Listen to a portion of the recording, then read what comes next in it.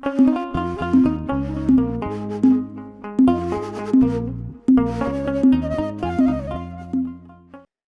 ኤርሚያስ እና ግሩፖቹ ምን አይነት ውሸታም እንደሆኑ ላሳያችሁ ነው። እሺ በራሱ ድምጽ ላይ የተለቀቀ ነው። ስሙ ምን እንደሚል። ሰላም በምድር ዙሪያ ያላችሁ ቅዱሳን ወገኖች በጌታችን በኢየሱስ ክርስቶስ ስም ሁላችሁንም ሰላም ላለው። ከ6 ቀን በፊት ለቀሲስ ዲበኩሉ በቃል ኪዳኑ ታቦት ከእስራኤል ወደ ኢትዮጵያ መጥቷል ተብሎ በተባለው አክሱም አሁን አለ ተብሎ በተባለው ታቦትና በአዲስ ኪዳን ታቦት አለ የለም ብሎ በሚል የድቤት ጥሪ አቅርቤ ነበረ። የቃል ኪዳኑ ታቦት ከእስራኤል ወደ ኢትዮጵያ መጣ የተባለበትን አክሱም ጽዮን ማርያም ያለው ምክንያቱም ካህናቱ ከጽላቱ ጋር በጣም ቀርቤታ ስላላችሁ ማለት ነው። እንደዚሁም በአዲስ ኪዳን ታቦት አለ የለም። ምንድነው ድምጽ የምትሉኝ? አልገባኝም። ድምጽ ለምን እንደምትሉኝ አይሰማም እንዴ? እሺ በደንብ አዳምጡ። ይሄ ማለት በኤርሚያስ ፔጅ የተቀመጠ ነው። ምን ተብሎ? ቀሲስ ውይይቴን ተቀበሉኝ ብሎ ማለት ነው። ኦኬ ቀሲስ ውይይቴን ተቀብለውኛል ብሎ የሰራው ቪዲዮ ነው ይሄ። በደንብ የሰሩትን ውሸት ላሳያችሁ ነው። ኦኬ እሺ ያው ስሙት። ይሄ በራሱ በኤርሚያስ ፔጅ ላይ የተለጠፈ ነው። ያው ስሙት። ሰላም በምድር ዙሪያ ያላችሁ ቅዱሳን ወገኖች በጌታችን በኢየሱስ ክርስቶስ ስም ሁላችሁንም ሰላም ላለው። ከ6 ቀን በፊት ለቀሲስ ዲበኩሉ በቃል ኪዳኑ ታቦት ከእስራኤል ወደ ኢትዮጵያ መጥቷል ተብሎ በተባለው አክሱም አሁን አለ ተብሎ በተባለው ታቦትና በአዲስ ኪዳን ታቦት አለ የለም ብሎ በሚል የድቤት ጥሪ አቅርቤ ነበረ። የቃል ኪዳኑ ታቦት ከእስራኤል ወደ ኢትዮጵያ መጣ የተባለበትን አክሱም ጽዮን ማርያም ያለው ምክንያቱም ካህናቱ ከጽላቱ ጋር በጣም ቀርቤታ ስላላችሁ ማለት ነው። እንደዚሁም በአዲስ ኪዳን ድምጽ የለውም እያሉ ነው። ግን ያሬድ ኦኬ የማሳያችሁ ምንድነው በኤርሚያስ እና በወንድሞቹ የተሰራውን የውሸት ቪዲዮ ነው የማሳያችሁ። እሺ ቀሲስ ውይይቱን ተቀብሏል ተብሎ የተሰራውን ድራማና ውሸት ላሳያችሁ ነው። ይሄ በኤርሚያስ ፔጅ ላይ የተለጠፈ ይኸው በኤርሚያስ አበበ ፔጅ ላይ የተለጠፈ ምንድነው ቀሲስ ወይ ርቋል። በቃ የማይሰማችሁ ሰዎች ወጣችሁ ግቡ። የማይሰማችሁ ሰዎች ወጣችሁ ግቡ። በቃ ችግር የለውም። እሺ ልቀጥል። ጥሪ እንዲቀበሉ የሚፈልጉ ከሆነ ዛሬ ጥሪ አቅርቤልዎታለሁ። 1100 ሰው ባለበት ሪከርድ አድርጋችሁ አድርሱላቸው። ቀሲስ ዲበኩሉ ለጥሪዎት ምላሽ እንደሚያሳውቁኝ ጠብቃለሁ። የዲቤት ጥሪ ነው። ኦፊሻል ዲቤት ነው የምናደርገው። ብዙ ሺህ ህዝብ አለበት። ለምን 50 ሺህ ህዝብ አይሰበሰብም? እውቀቶትን ይዘው ይመጣሉ። በሰለሞን ዘመነ መንግስት ታቦቱ ወደ ኢትዮጵያ መጥተዋል ብላችሁ ያላችሁት አክሱም ጽዮን ማርያም አለ ህዳር 21 ቀን ሙሴን የረእየ ሀገረ ቅድስት እያላችሁ በከበሮ ስትጸለጽሉ የምታድሩበትን እሱን ታሪክ እኔ ፊት እውነት ያደርጉታል። በአዲስ ኪዳን እናንተ ታቦት ብላችሁ የምትሉት እርሶ የሚቀድሱበት ይዘውት የሚወጡት የሚሸከሙት እሱን እውነት ያደርጉታል። ይህን ጥሪ እንዲቀበሉ በጌታ በኢየሱስ ክርስቶስ ስም ለምንዎታለሁ። ቀለም የሰጠራኝ ነበር ቢገቱ ተቀብያለሁ። ና እንግባ። ቀኑን ንገረኝ አሁን ታሪክ። እሺ በደንብ ስሙ። አሁን ተቆርጦ የመጣው ነው ከዚህ በኋላ። ኦኬ ቅድምም የነበረው ተቆራርጦ የተገጣጠመ ነው። አሁን ደግሞ ትናንት ቀሲስ ዲበኩሉ እሱ ቤት ገብተው ተቀብያለሁ ዲቤቱን ሰዓት ቁጥር ያሉትን ብቻ ቆርጠው የሰሩትን ድራማ ላሳያችሁ ነው። እና የዚህን ግን ሙሉ ቪዲዮዎችን አሳያችኋለሁ። ቀኑን ንገረኝ። መቼ እንግባ? መቼ ይሻላል? እና የለውበትም። ለማንኛውም ዲቤቱን ግን ተቀብያለሁ። እሺ ተቀብያለሁ። ያው አስተውሉ። ሌላ ደግሞ ቪዲዮ መጣና ደግሞ ምን ተደረገ? ዲቤቱን ግን ተቀብያለሁ የሚል ደግሞ ሌላ ቪዲዮ መጣ ማለት ነው። በደንብ አስተውሉ። ምን ያህል ድራማና ተንኮል እየሰሩ እንደሆነ ውሸታም እንደሆኑ ኤርሚያስና ግሩፖቹ ማለት ነው። ሁለት አይነት ቪዲዮ እያያችሁ ነው። አንደኛው ቀሲስ በሌላ ላይቭ ላይ ባክግራውንዳቸው ሌላ ሆኖ ልብሳቸው ሌላ ሆኖ ምን ያሉበት ዲቤት ተቀብያለሁ ምትል ብቻ ተቆርጣችበት። ኦኬ የዚህ ሙሉ ቪዲዮ ደግሞ አሳያችኋለሁ። ይኸው እዚህ ጋር ማን አሉ? መጋይ ብሎ ያሉ አንትሽ አለ፣ ቃል አለች፣ መምህር ፋሲካው አሉ፣ ሀና የምትባለታችን አለች። ኦኬ በደንብ ይሁ እኔ እኮ በጣም ይገርማል እኮ። አይ ፕሮቴስታንት እንዲያው በእናንተ ፕሮቴስታንት ሲመዘን ድጋሚ ልድገምላችሁና በደንብ ስሙ። አቅርቤ ነበረ ከእስራኤል ምድር ዙሪያ ያላችሁ ቅዱሳን ወገኖች በጌታችን በኢየሱስ ክርስቶስ ስም ሁላችሁንም ሰላም ላለው። ከ6 ቀን በፊት ለቀሲስ ዲበኩሉ በቃል ኪዳኑ ታቦት ከእስራኤል ወደ ኢትዮጵያ መጥቷል ተብሎ በተባለው አክሱም አሁን አለ ተብሎ በተባለው ታቦትና በአዲስ ኪዳን ታቦት አለ የለም ብሎ በሚል የድቤት ጥሪ አቅርቤ ነበረ። የቃል ኪዳኑ ታቦት ከእስራኤል ወደ ኢትዮጵያ መጣ የተባለበትን መቼ? ከ6 ቀን በፊት በደንብ ስሙ። መቼ? ከ6 ቀን በፊት ከ6 ቀን በፊት ይሄ የተለጠፈው ትናንት ከ6 ቀን በፊት ውይይት አቅርቤ ነበር ይላል ማ ኤርሚያስ። እንዲሁ እኮ ሲዋሹም እኮ በደንብ ስክሪፕቱንም አያጠኑ። ከ6 ቀን በፊት ውይይት አቅርቤ ነበር አለ ኤርሚያስ። ኦኬ በጣም አሪፍ ቀጥሉ።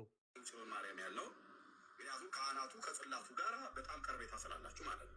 እንደዚሁም በአዲስ ኪዳን ታቦት አለ የለም ብሎ የሚለው ጥሪ እንዲቀበሉ የሚፈልጉ ከሆነ ዛሬ ጥሪ አቅርቤልዎታለሁ። 1100 ሰው ባለበት ሪከርድ አድርጋችሁ አድርሱላቸው።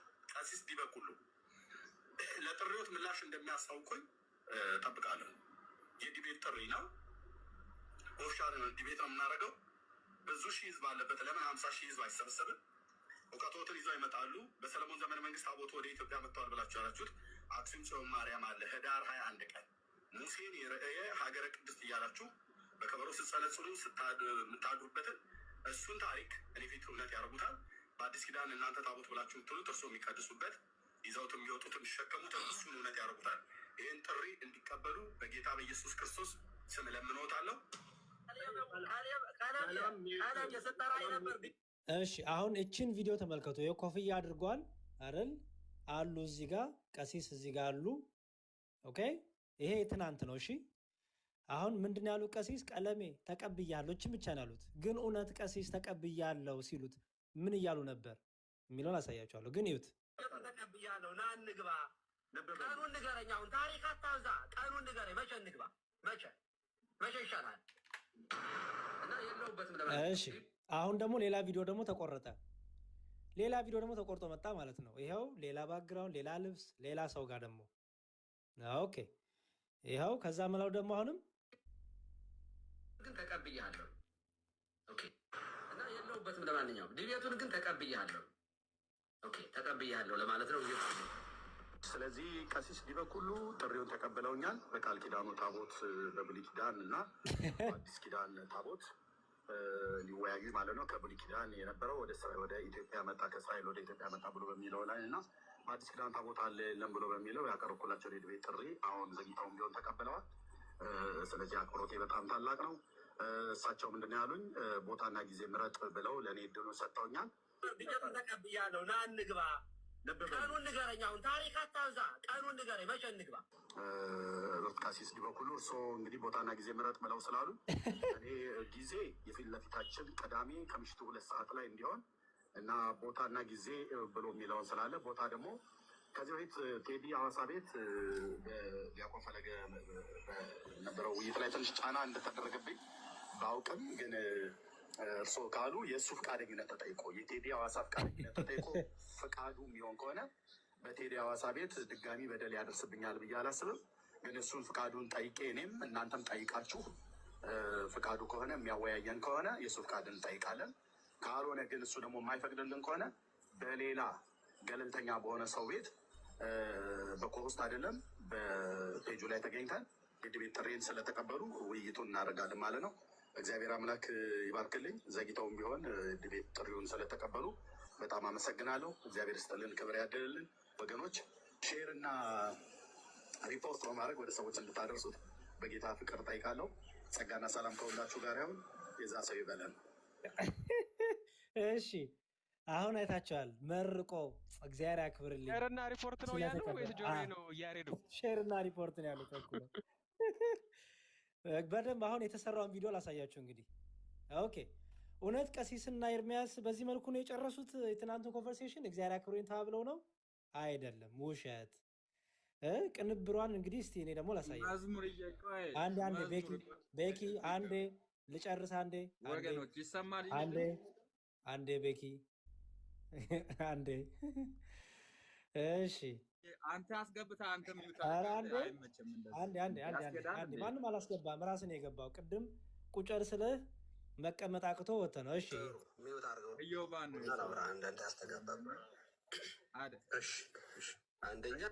እሺ የትናንት ኮንቨርሴሽን ኧረ አንተ ደግሞ ምን ሆናል? የትናንት ንግግራቸውን ስሙ፣ ከቄስ ጋር የነበራቸውን።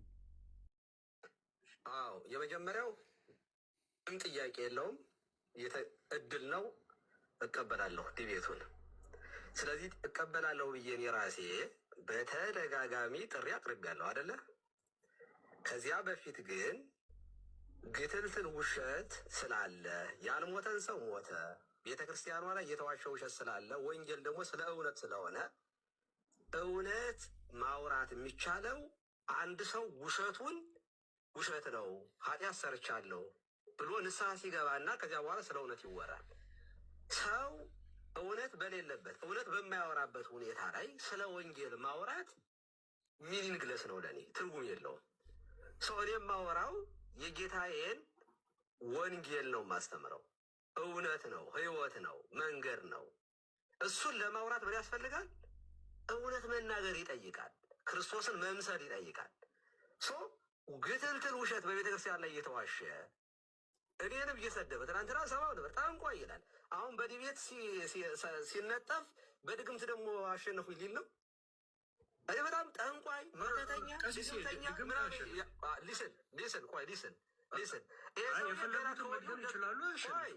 አዳምጠኛው እኔ ላውራ ያልሞተን ሰው ሞተ፣ በህይወት ያለን አገልጋይ ሞቶ እያለ ሲያለቅስ ነበረ። ያልሞተን ሰው ቤተ ክርስቲያኗ ገደል ማለት በቅዱስ ቁርባን ነው የገደሉት እያለ ቪዲዮ እኮ አለ። ስለዚህ ይሄንን መጀመሪያ ያጥራ፣ ንስሐ ይግባ። በጣም ሶሪ በህይወት ያለን ሰው ሞተ ጓደኛዬ ነው በማለቴ አፍሬያለሁ፣ ተሸማግኛለሁ እና ከዛ በኋላ በሚፈልገው ዲቤት እንገባለን። ያን ጊዜ ታቦት ይዤ ስወጣ እሱ ቃጭል እየመታ ከፊት ለፊት መሄድ እንችላለን፣ ስለ እምነቱ መነጋገር ስለሚቻል እንጂ ቤተ ክርስቲያኗን የካደ ክርስቶስን የካደን ሰው በቤተ ክርስቲያን ላይ የሚዋሽ ሰው ላይ ቀርቤ እንዲሰድበኝ ጠንቋይ እንዲለኝ ነው የምቀርበው። ለመሆን ጠንቋይ ነኝ ያለ ራሱ ነው ነበርኩ ያለው፣ ድግምተኛ ነበርኩ ያለ ራሱ ነው። እኔ ጥንቁልና የሚባል ነገር በህይወቴም አይቼም ሰምቼም አላቅም፣ በራሴ ህይወት ላይ ማለት ነው። ይህ ጠንቋይ ምናምን እሱ እንደነገረኝ ጠንቋይ ነው ብሏል፣ መብቱ ነው። እሱ ምንድን ነው የነበረበትን ህይወት ስለሚያውቅ ሁሌ በድንጋጤ ነው የሚኖረው። እኔ ራሴ በጠላ ጠጥተውኝ አለ። ዚያን ቀን ድምፄ ተዘግቶ ነበር፣ ጌታ ስቀበለው ድምፄ ተመወሰ ነው ያለው። ዲቤቱን ተቀብየዋለሁ፣ ምንም ችግር የለውም። ግን መጀመሪያ የዋሸውን ውሸት አምኖ ሲቀበል በሚፈልገው ሪስ ወደ ዲቤቱ እንሄዳለን። ንስሐ ይግባ መጀመሪያ፣ አለበለዚያ እኔ ከሚዋሽ ሰው ጋር ዲቤት አልገባም። ቴንኪዩ።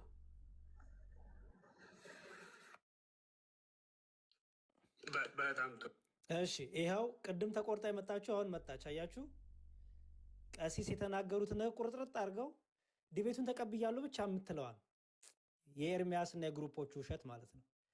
ቀሲስ ግን ያሉት ግልጽ ነው። ይኸው ቅድም ሻይም እየጠጣ ኤርሚያስ ያለውን ተቆርጦ ያለውን ስሙት፣ አሁን ሙሉን ስሙት።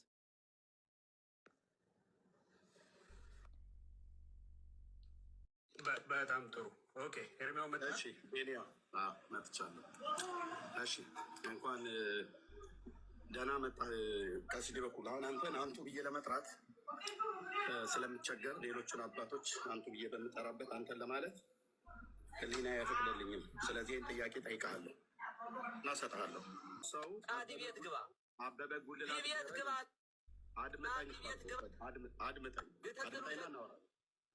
አድምጠኝና እናወራለን። ቆይ ሚዩት አታድርጉ። አድምጠኝና እናወራለን። ኦኬ አድምጠኝና ምንም ችግር የለው። አይደለም ሂስትሪ ታሪክ ያንተን ውሸት ለመስማት ፈቃደኛ አይደለሁ። ታወራለህ እኮ አልኩህ። ተቀብያለሁ፣ ዲቤቱን ተቀብያለሁ። ቅን ምረት ታወራኛለህ። አድምጠኝ እኮ አልኩህ። ቀሲስ በኩሉ ታሪክህን ያንተን ውሸት አላዳምጥም። ዲቤቱን ተቀብያለሁ። ናንግ አረፋ መድፈቅ ጀመርክ። ተረጋጋና አውራኝ። አንተ ዲቤቱን ተቀብያለሁ። ቀን ቀጠሮ ያንተን ውሸት መስማት አልፈልግም። አድምጠኝ። ያንተን ግትልትልን የመስማት ግዴታ የለብኝም። ተቀብያለሁ። ዲቤቱን መቼ እንግባ? አድምጠኝ እንኳን መቼ ዲቤቱ መቼ ይሁን? ቀኑን ንገረኝ። እንደዛ የለም። አሁን ቆይ አድምጠኝ። መልሰልኛል። በሬሳ ላይ ቀኑን ንገረኝ ነው የምልህ። ግትልትል ውሸትህን ባዶውን ነው ማስቀር። አንተ እንደ ካህን ቄስ ነኝ ብለህ ያውም ደግሞ ዲያቆን ነኝ እያልክ ገና ከጸሎተ ማርያም ነው የምጀምርልህ። ዲያቆን ነኝ የምትፈልገው ዲቤት እገባለሁ ከአንተ ጋር። ልብ በሉ። እዚህ ያላችሁ 1500 ሰው ልብ በሉ። ለስሙ ካህን ነው። ሪከርድ አድርጉት። መስማት ሳይሆን ሪከርድ ጅምራል። አልተረጋጋም። በጣም እየጮኸ ነው። በጣም እየገለፈጠ ነው። እዩት ምን እንደሚያደርገው። እየጠየቅኩ ያለሁትን ሚዩት አድርገው። አይ ቲንክ ድምፅ አንተ ጋር ኤኮ ስላለ ማለት ነው። ሚዩት አድርገው። በዚህ ነው ያልክ። ታሪክ አታብዛ ግን አጠራርገው። ሚዩት አድርግ። አልተረ ዚስ ኢዝ ኦርቶዶክስ። ልብ በሉ። እኔ ካሜራ ከፍቼ ፊቴን እያያችሁ ነው የማወራው። ፊቴም ላይ የሚነበባል። እሱ ከካሜራ ውጭ አረፋ እየደፈቀም ሊሆን ይችላል ይሄን የሚያወራው። ይህ ሰው ቀኑን ንገረኝ። አሁን ታሪክ አታብዛ። ቀኑን ንገረኝ። መቼ እንግባ? መቼ ይሻላል? ኦኬ ሚዩት አድርግ እና ልጨርስ። አላረግም። የአንተን ውሸት የመስማት ግዴታ የለብኝም። ዲቤቱን ልቀበልህ ነው የመጣው። ተቀብዬ ቤት እኮ ነው የመጣው። ና ዲቤት እንግባ። የፊክሱን ይሁት ወንድሞች ና። እሺ ጥሩ። የእነሱ የሰሩት ድራማስ ምንድን ነው? ጴንጤዎቹ አሹትስ ምን ብለው ነው? አሁን አንደኛው ይሄ ነው ውሸት። ኦኬ ይኸው እዩት። ሙሴን ይዘውት የሚወጡት የሚሸከሙትን እሱን እውነት ያደርጉታል።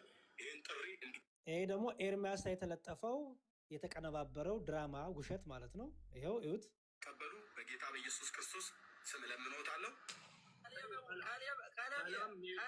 ይኸው ቅድም የሰማችሁት ሙሉ ንግግራቸው ተቆርጣ ምን የምትሏ ብቻ ይኸው የሰጠራኝ ነበር። ዲቤቱን ተቀብያለሁ። ና እንግባ። ቀኑን ንገረኝ። አሁን ታሪክ አታብዛ። ቀኑን ንገረኝ። መቼ እንግባ? መቼ ይሻላል? ኦኬ አያችሁ እንዴት አድርገው ውሸት እንደሰሩ። ኦኬ ሁለተኛውን ውሸት ደግሞ ላሳያችሁ። ሁለተኛው ውሸት ደግሞ ይሄንን ቪዲዮ ደግሞ ተመልከቱት። ይሄ ቅድም ያያችሁት ነው። ሁለተኛውን ደግሞ ውሸት ላሳያችሁ። መቼ ይሻላል? እና የለሁበትም። ለማንኛውም ዲቤቱን ግን ተቀብያለሁ። ኦኬ ተቀብያለሁ። በትም ለማንኛውም ዲቤቱ መቼ ይሻላል? እና የለሁበትም። ለማንኛውም ዲቤቱን ግን ተቀብያለሁ። ኦኬ ተቀብያለሁ ለማለት ነው። ስለዚህ እሺ አሁን የሰማችሁትስ ቪዲዮ ደግሞ እሱን ደግሞ እኒያ ዲቤቱን ግን ተቀብያለሁ ያሉበትን ደግሞ ላሳያችሁ። ይኸው ነበረው ጌታቸው ምትኩ ይባላል። እሺ ይኸው ይሄ እንግዲህ ከስንት ቀን በፊት ነው? ከትናንት ወዲያ የነበረ ላይቫቸው ላይ ነው። የቀሲስ ዲበኩሉ ቤት። ኦኬ ያው እዩት። ያው እኚሁ ቀሲስ ነኝ። እግዚአብሔር ይመስገን። እንዴት ሰነበታችሁ? ከታች ያላችሁም ሰላም ብያለሁ። ሁላችሁንም ጥሩ ነው። ቀጥሉ እስኪ። ልስማ። አበበ ጉልላት እንዴት ዛሬ ተመልሶ መጣ?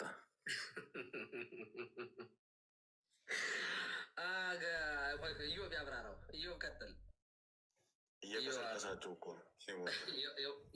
ተስካሩ ሙት ዓመቱ ደርሷል። ለብታት ነው።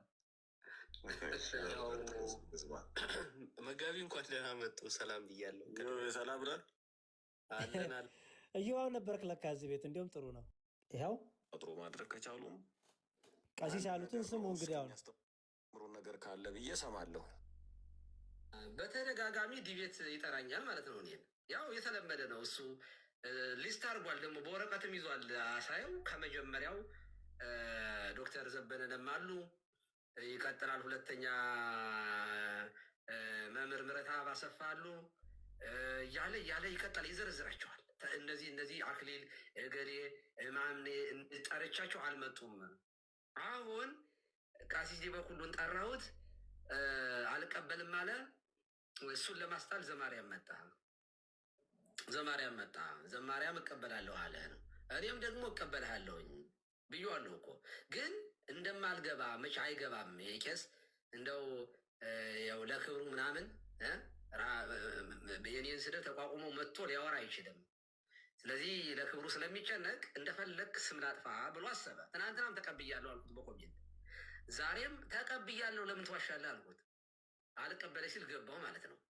እና ገብቼ ዲቤቱን ተቀብያለሁ ለምን ነው የምትዋሸው? እና የግትልትል ውሸትህን አሰጣልሃለሁ አልኩት።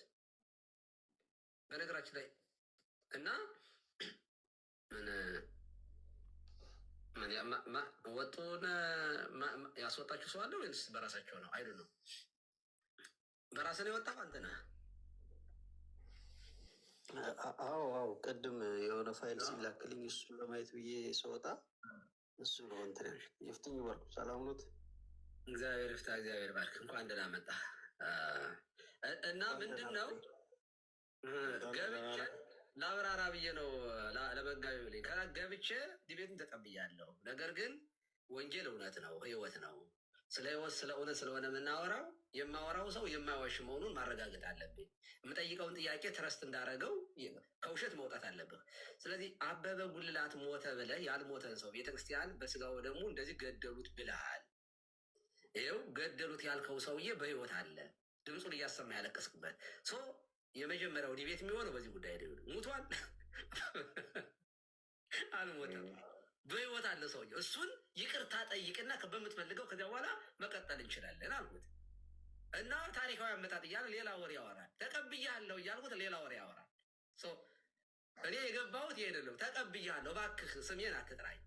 እኔ እንደው በተደጋጋሚ እኮ የክርስቶስን ስም ቢጠራ እኮ በነገራችን ላይ ይፈወስ ነበረ። በእምነት ስሙን ቢጠራው የኔን ስም በሚጠራበት እንደው ኢየሱስ ኢየሱስ ኢየሱስ ኢየሱስ እያለ ቢጮህ እኮ የሆነት ከኃጢአቱና ከውሸቱ ይነጻ ነበር።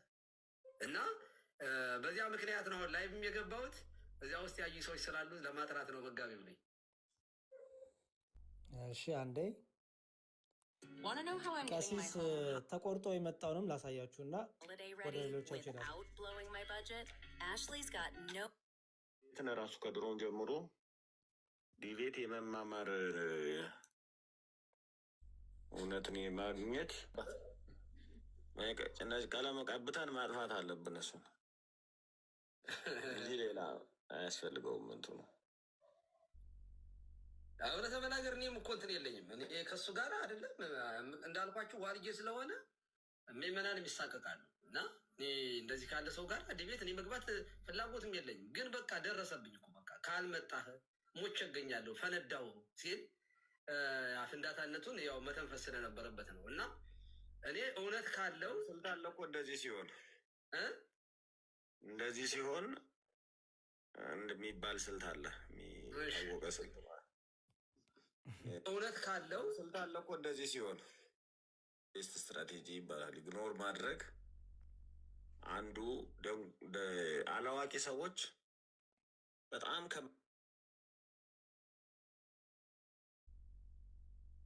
እሺ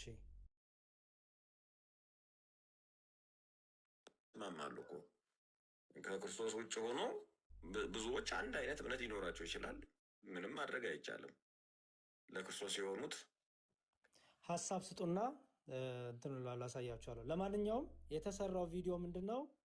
በኤርሚያስ እና በወንድሞች የተሰራው ቪዲዮ። ይሄ ቪዲዮ በኤርሚያስ የተለጠፈው ምንድን ነው?